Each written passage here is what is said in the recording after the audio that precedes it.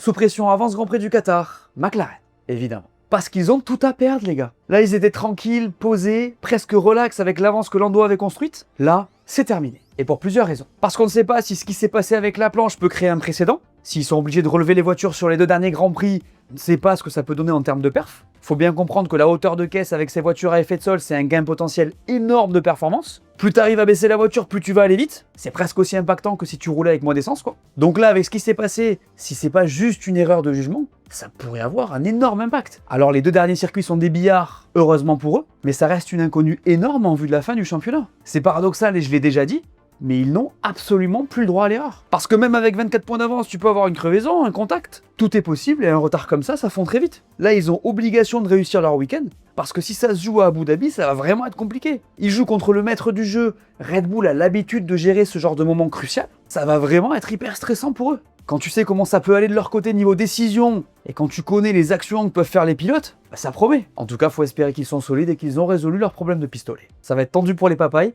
j'ai hâte de voir comment tout ça va se goupiller.